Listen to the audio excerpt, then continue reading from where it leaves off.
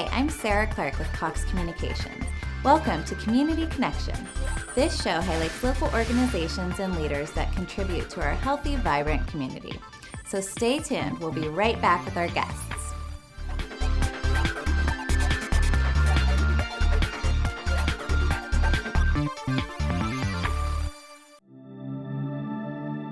I'm the youngest out of four. I have two older brothers and an older sister, and I am the first in the family to attend college. Support of the Scholarship Foundation made that dream come true for me.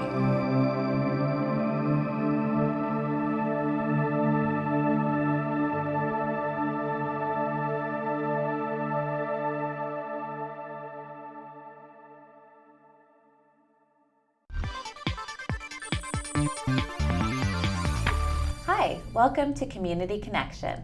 I'm your host, Sarah Clark, and today with me I have Vanessa Patterson, Executive Director of the Foundation for City College, and Board President Neil Kreisel. Welcome to the show. Thank you, Sarah.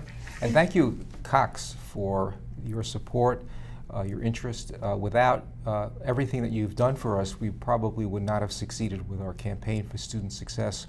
We raised $1 million in 6 weeks. Wow, well, Thank you. Oh, well, we are so excited to be a part of such a wonderful foundation and organization that is such a vibrant and integral part of our community. So thanks for all your hard work. And for our viewers out there that don't know much about the Foundation for City College, I'd love to hear more about what the Foundation's role is at City College. We try to make the difference between just attending school and succeeding.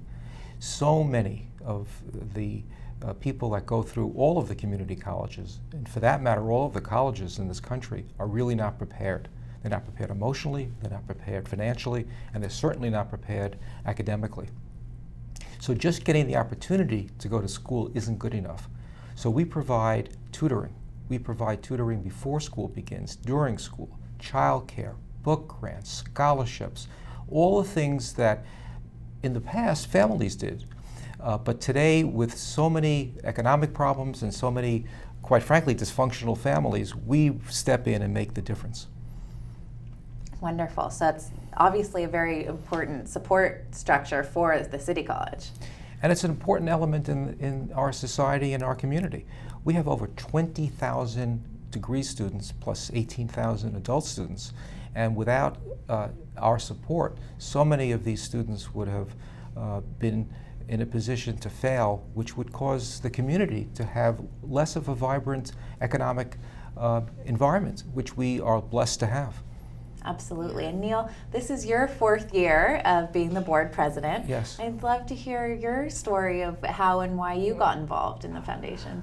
Well, I came here 14 years ago today, actually. This is my anniversry. Happy anniversary! Happy anniversary! And I know this is a big surprise, but I'm from New York. You would never know with that accent. And I had retired, and I became not only bored, but boring.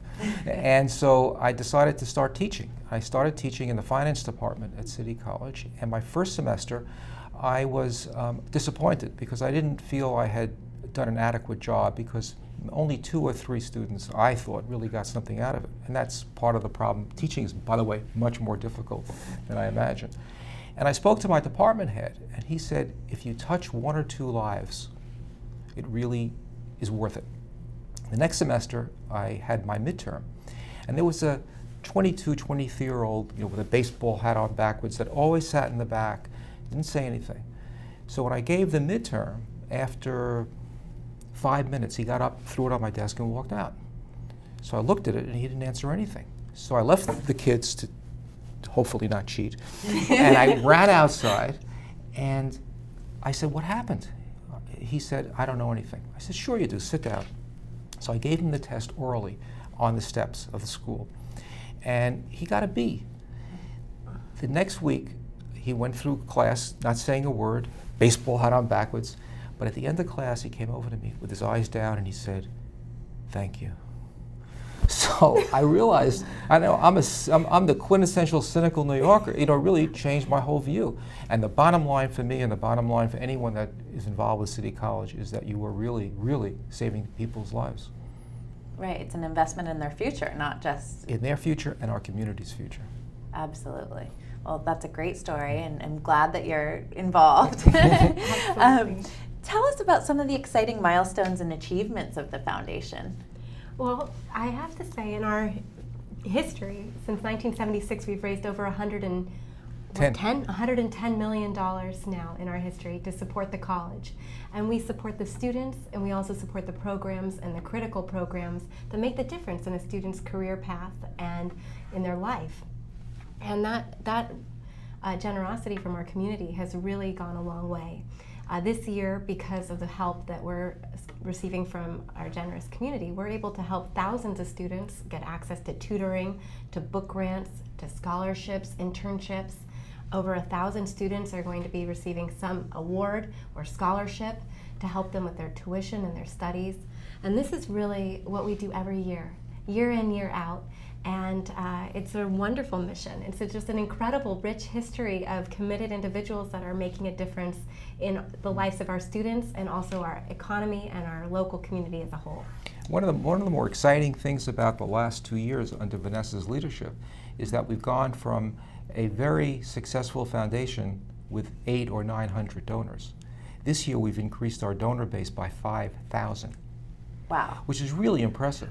You know, the name of our campaign was called Show Us Your Love, and the idea behind it was everybody, which I think is true, loves Santa Barbara City College. How can you not? And it touches almost everybody in Santa Barbara. But very few people gave. People believed it was supported by the state. And to some extent, it is supported by the state. To a lot of extent, it's supported by the state.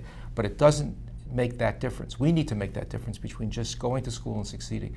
And so we needed to convince people. And what we've been doing with Cox's help is convincing people that this is a place that their money is really going to pay off, both in terms of people and in terms of our community. Absolutely. Well, congratulations on the success of the campaign. We're thrilled with it as well. And I'd love to tell our viewers a little bit more about the programs that you offer and how students find these programs. Well, and that's such a great question. I mean, we have 28,000 individual students throughout a year. And we help students that are currently still in high school actually get ready to be in college and successful in college. But where we really have a unique niche, and I think this is reflected, recently we received an honor and the distinction of being the #1 community college in the United States as named by the Aspen Institute Award. And one of the things that they cite are our student success programs. A great student success example is our Running Start program. And what that program does is it goes into the high school and identifies students that have the capacity to be successful in college, but never thought they could ever get there. And one of the students that I've had the privilege of working with, actually she works in the foundation office part-time while she's in school these past 2 years, always wanted to do something great. She wanted to be a doctor, she wanted to be a businesswoman, but she never thought she'd ever get to go to college. It just wasn't part of what anyone talked about with her. And when the Running Start program approached her and said, you can do this, they brought her into a summer program. They gave her all the tools. She took actual college courses, was successful in those college courses, made bonds and friendships with other students that were going to be going to school, and entered the doors of Santa Barbara City College on day one, prepared and ready. She knew where the tutoring office was. She knew about the peer program, the book grants. She knew how to navigate the system.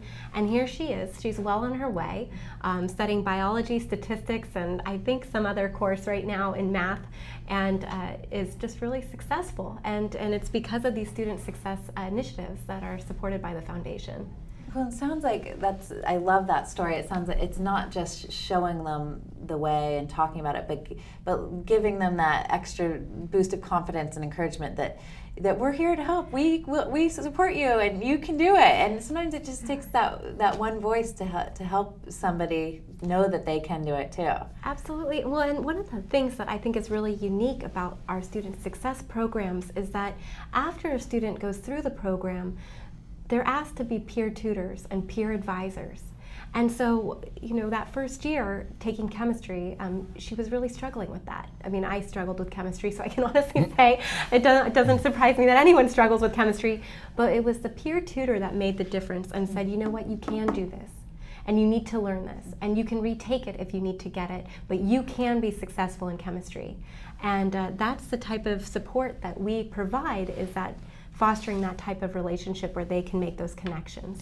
And one of the reasons that Santa Barbara City College is such an extraordinary institution is that we have terrific teachers.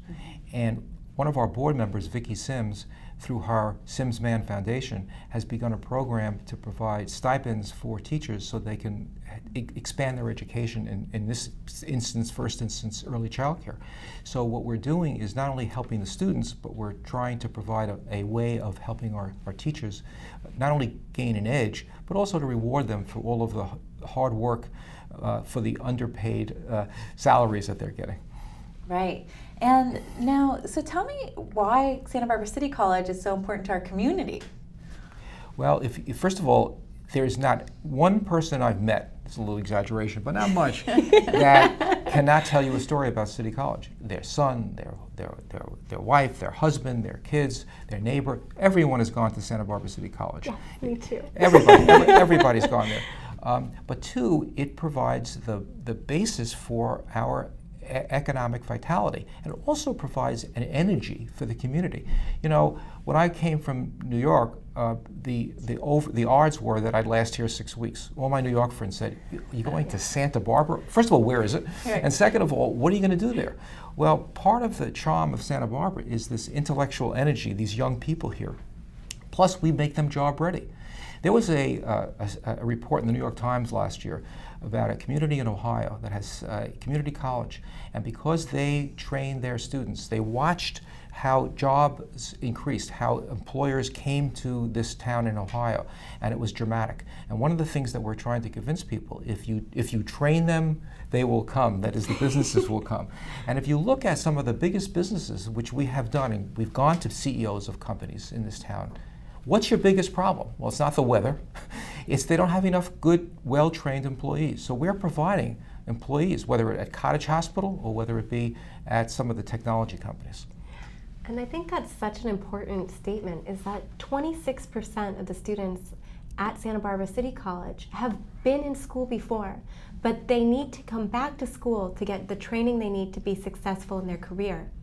And a great example is that we have a student right now studying in the auto mechanic program, and he's worked in an auto mechanic shop his entire life. After graduating, he had a 2-year certificate program, and he's been successful in the auto mechanic field. He now wants to open up his own business, and he wants to specialize in hybrid and electronic vehicles. And what's unique about City College, in fact, we have the world's premier hybrid specialist at our campus. He tours all over the world, and he's able to teach the student what they need to know to be able to embark in that industry, a growing industry, and that student's simultaneously taking business classes with our Scheinfeld Entrepreneurship Program, training them on how to open his own business. Because moving from that role, you don't necessarily know how to set up your own balance sheet, how to budget, how to hire people, how to navigate that entire complex world. And that is what the student is back at Santa Barbara City College doing.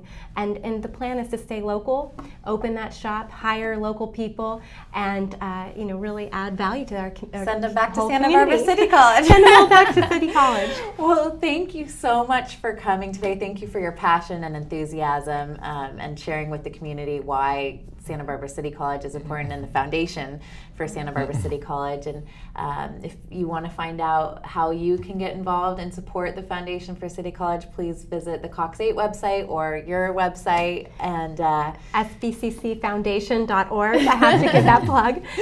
And thanks again for sharing everything and for coming on the show. Well, truly, Sarah, thank you so much. Cox is such a loyal supporter and our premier supporter for the campaign. Thank you so much. Thank you. And thank you for watching Community Connection. We'll see you next time.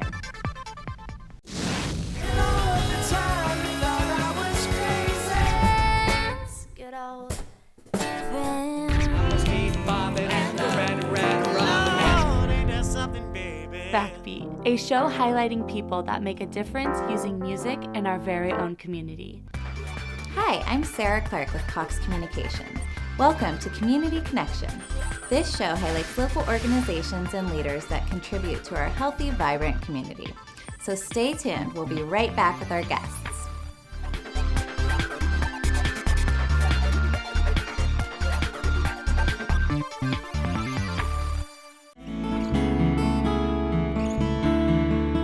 Hi, I'm Dave Edelman, Vice President of Advancement and Development for Fielding Graduate University. Since 1974, Fielding Graduate University, based in Santa Barbara, has been a nationally recognized, rigorous academic program for those seeking advanced degrees. Our degree programs include Human and Organizational Development, Educational Leadership and Change, and Media and Clinical Psychology. Fielding Graduate University is the best graduate school for the adult learner. Most universities are in one place. We're across the country, and so you get ways of thinking that you wouldn't see anywhere else. I don't have to stay in one location for the next 5 or 6 years of my academic career. I have the opportunity to move across the country or to move to a different state and still remain in my program. I was going to have to uproot the family and totally change it, the dynamics of it. And when someone told me about Fielding, then I started investigating and found out it was a distributive model, which basically told me that I could pursue my dreams and at the same time take care of my social responsibilities. I'm doing a practicum in neuropsychology and a TBI clinic. And typically what I'm looking at and what I'm seeing are soldiers that are coming back with post-traumatic stress as well as traumatic brain injury. And I'm learning to do assessments with that population and treating their various symptoms that come through. And I have that experience because of Fielding. I've probably taught at 6 different places, and what you get here is a focus on uniqueness. We cherish it here. I feel like I'm treated as a professional scholar, someone who is looking to continue their education as opposed to someone who knows nothing. And I think that our coursework speaks to that the teachers treat us as professionals, as colleagues, if you will, but still are critical enough to make us think. They are truly engaging, and it's like they're really concerned about my progress and my success. Many institutions are always saying, you know, we're family and you're our people and we're going to take care of you. But Fielding doesn't just say that, they actually practice it.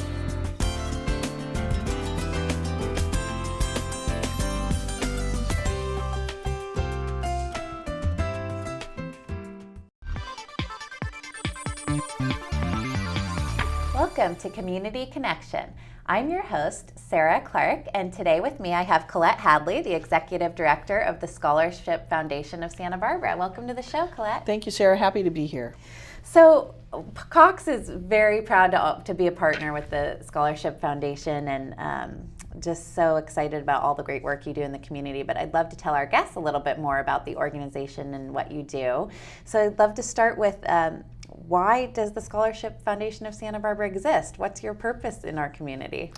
Great question. Our mission is to help Santa Barbara County students pursue post-secondary education. So that might be vocational school, 2-year college, 4-year college, graduate school, or medical school. As long as they've originated here in Santa Barbara County schools, we want to help them go on to higher education.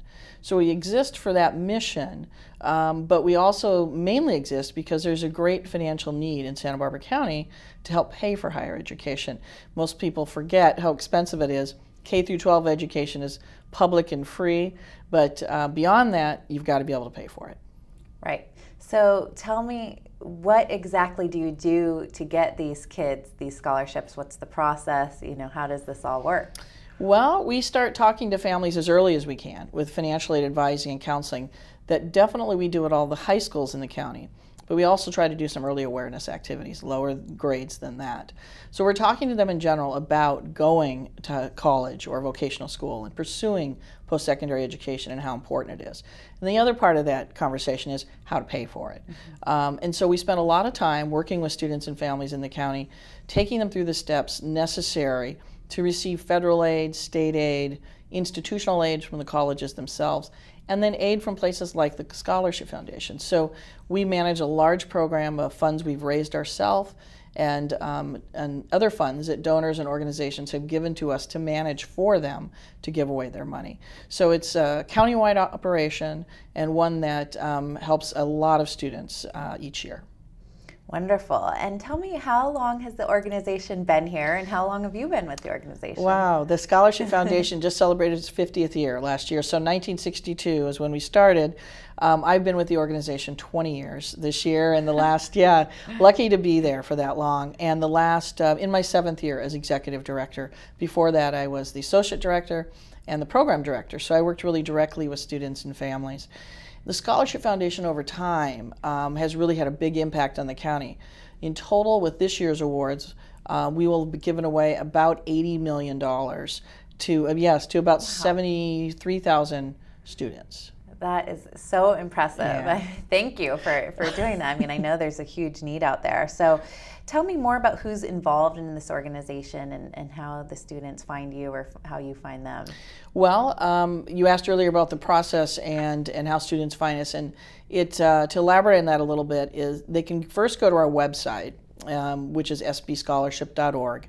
But in general, they can find us at their school sites. We also go out to the community sites with our outreach staff, talk to students, talk to their parents about how to apply.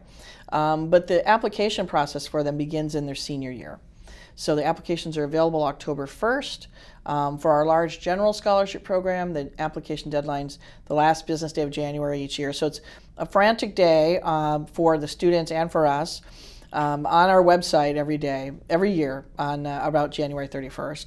Then we spend the springtime evaluating applications and interviewing students, and we announce our awards in May each year. So in their high school senior year is when they apply. Mm-hmm. And tell me a little bit about some of the trends or challenges that higher education is facing right now, and how that applies to your industry and what you're doing. Well, we are right on the cusp of a large number of changes, and they're just starting to happen. In general, I think people have read a lot about online education. But I don't know that they've really read enough or know enough now what's on the horizon in terms of the different types of education available.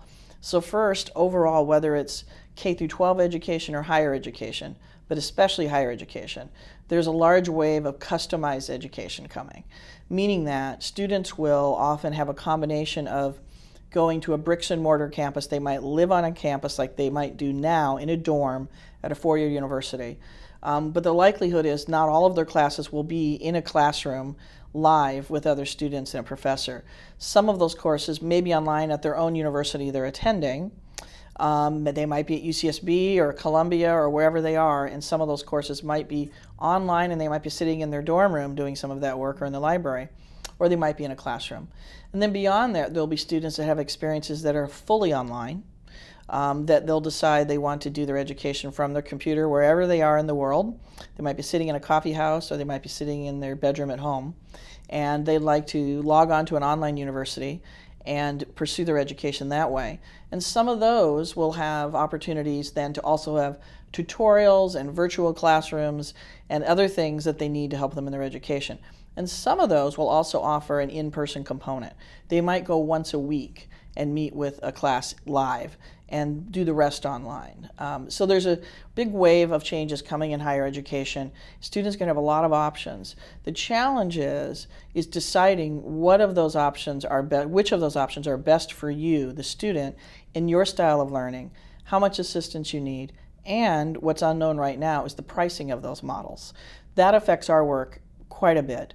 How are students going to raise the money to pay for these things? Are they going to be less expensive, which would be wonderful, but are they going to have the same high quality and rigor? Well, yeah, the landscape's really changing. Mm-hmm. It'll be interesting to see the trends and where that goes. And it's very interesting to hear more about it from you. So why do you feel that scholarships are so critical to student success? Why is it important for kids to get scholarships? What happens if they don't? Well, I think it's pretty well known, but there's a lot of research that backs up that students, the most common reason they don't finish post-secondary education is usually a financial reason. And that might mean they go back to work more hours and they reduce their school units. It might mean they leave altogether. It might mean they have much lesser quality grades because they're working a lot of hours.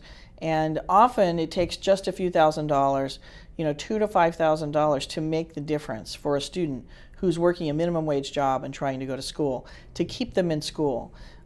It's estimated that the United States is going to need 62 million college-educated people to meet our workforce needs by the year 2025.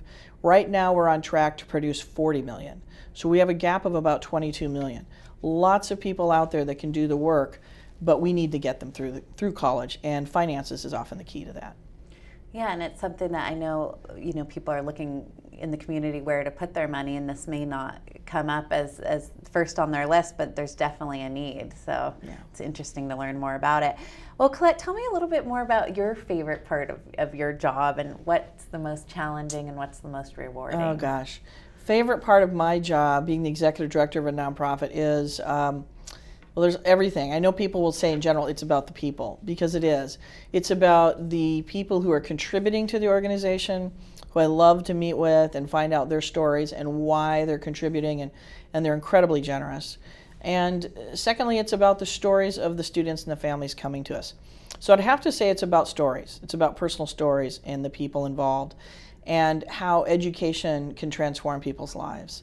That I never tire of that. That's always invigorating, and it's a real purposeful thing to go after a degree. It's a project. It's something you can do that we know betters your life, and allows you, in general, to go out and pursue a career where you can make more money. People with college degrees or even associate's degrees vote at higher rates, participate in their community at higher rates. That's what we all need to have a great society around us. The hard part about it is turning students away and turning families away. That's the part that brings us the most sorrow. It's very hard for us to do that. And I don't know that people might think they are a number to us because we deal with a lot of applications, but they're not. We're very personally invested in everyone we're dealing with, and it's really heartbreaking to turn students away without a scholarship. And are you a great resource just to start for looking for scholarships? If a family doesn't know where to go, it sounds like they can go to you first. And exactly. You'll help them figure out a plan. Exactly. We wholly recommend that every student in the county calls us up, emails us, goes to our website, lets us know that they need help. Just reach out, or when we have an outreach counselor at your school, talk to them. We will take you from step one all the way through the process. There are families we've talked to since they were in junior high, all the way up till the time they apply, and then all the way through college, and then sometimes all the way through graduate or medical school. So definitely form a relationship with us. We want to help you, and it's all free. Wonderful. And so my last question, what motivates you to work so hard for this organization? Oh gosh, like I say, the stories of the people I meet, but I'd have to say in general, it's not only knowing the great need of the students and hearing from the families how grateful they are, but I'm really motivated by the genuine philanthropic interest that people have in Santa Barbara County to help others. It's really positive to be swept up in that and know that they look at the Scholarship Foundation as a place they can invest their dollars and feel good about the efficiency under which we operate and help students. It's a very simple concept. It's not complicated. It's giving people the money to go to college, getting them through, getting them in the workforce. And I think people can grasp that, and they can see the results pretty quickly. So that motivates me quite a bit. Well, thank you so much for all the hard work you do. Sure. I love your organization because it's, helping people on a personal level, their families, but it's an investment in their future and all of our future and in our community. So I think it's a wonderful place for people to support, and that's why Cox is happy to support you as well. We're happy to have the support. Thank you. Well, thank you so much for coming on the show today and telling our audience more about the organization. I appreciate it, Sarah. Thank you. And thank you for watching Community Connection. We'll see you next time.